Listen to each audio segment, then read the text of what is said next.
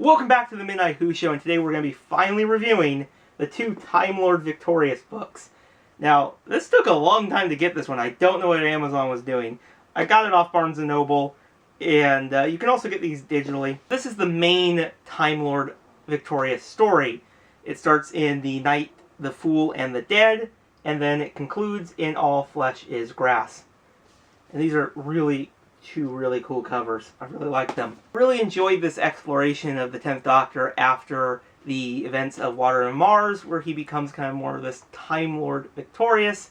And in these two stories, he goes back to the Dark Times, which is a really cool era to explore. And he basically declares war on death by trying to stop the Katurah. He has to soon deal with the consequences of this decision. And soon his prior selves show up to stop him. The Night, the Fool, and the Dead was a really good start to this story. I really like that they include Brian the Ood again. He was one of my favorite characters in the 8th Doctor audios, and it's really cool that they brought him back for these novels. But it's also really interesting for Brian the Ood because, well, he met the 8th Doctor, and now throughout this he's kind of wondering, why is this person calling themselves the Doctor? They have a different face. Did he kill that prior self? Did he take the name? I really like that Brian the Ood's not really sure what's going on.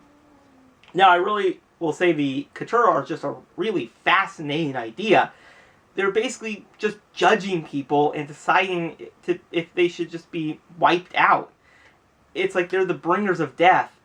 And this basically causes the 10th Doctor to be like, that's just going too far, and he wants to stop them. And I really liked how through this book he's kind of seeing what the Katurah are doing and how he's just kind of slowly vowing to stop them. And when he really does finally accomplish his goal, well, as we all know, if you've read the other and listened to the other Time Lord Victorious stuff, time is not quite right now. And this causes the 8th Doctor and the 9th Doctor to show up and declare that they're going to stop him. And I really enjoyed that cliffhanger. It was really good cliffhanger. And it really got me excited to read the next book. The 9th Doctor and the 8th Doctor show up on a ship of vampires and a ship of Daleks. So, that's what we see in All Flesh and Grass when the story starts. So, The Night, the Fool, and the Dead was a little bit easier of a story to kind of understand and follow. All Flesh is Grass is the more complex story, and that's just simply because it's trying to wrap it up. It also has 3 Doctors, multiple characters to follow. You got the Daleks, the vampires, the side characters. That said, I will say it was a very satisfying conclusion. I think this All Flesh is Grass did a really good job at explaining a little bit why the 8th Doctor and the 9th Doctor were teamed up with the Daleks and the vampires without really making you have to read or listen to the prior adventures, aka Monstrous Beauty for the 9th Doctor and the 8th Doctor trilogy.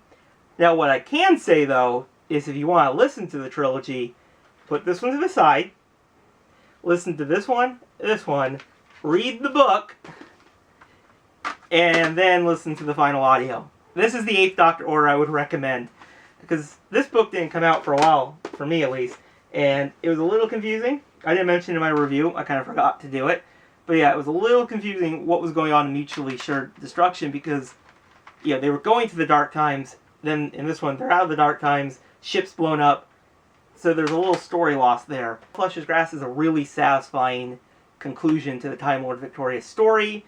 It really shows the 10th Doctor how he has to accept the consequences of his action. But at the beginning you get really good how they're to try and battle each other until they realize the true enemy is, well, the Daleks, because you never can really trust Daleks, now can you? The book does a really good job balancing these 3 Doctors. They share equal parts of the story, and they're really well written. And I also just enjoy the interactions between all these characters. So the Daleks want to destroy Gallifrey and stop the Time Lords from ever becoming, well, the Time Lords we all know in the Dark Times. This would basically make the Daleks the most supreme creatures in all the galaxy, so the Doctors have to team up to stop them. All Flesh is Grass is a really good story. It's probably actually my favorite so far of the Time Lord Victorious. I really think it just tells a really good story. It has the 10th Doctor in a completely different place than we've ever seen him before. and it's a multi-doctor book, which is always a treat. Overall, I thought these two stories were really good. They were very well paced, they had some really good characters in it, and the three doctors interacted really well, and there's some really good banter between them.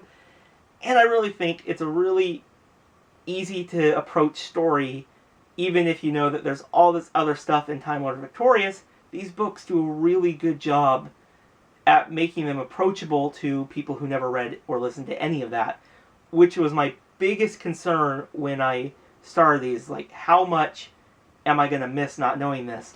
But all those stories are kind of like, you know, add-on packs. Like, if you're reading this, you're like, why is the Ninth Doctor with vampires? Monstrous beauty. Why did the Eighth Doctor team up with these Daleks? Who's Brian Mewd? Ah, the Eighth Doctor audios.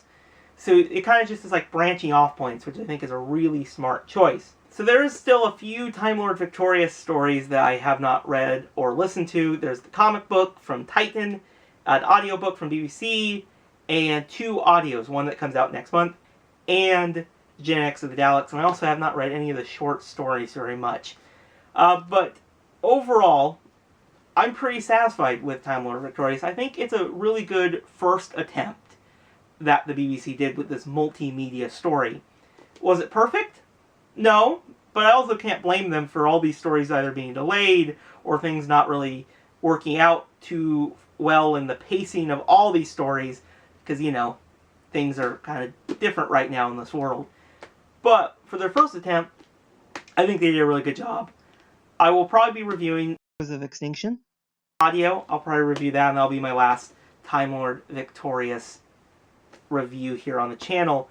But tell me your guys' thoughts on Time Lord Victorious if you've read, listened to, or just read the books. Tell me your thoughts in the comments below, and I'll see you guys in the next video. Bye, everyone.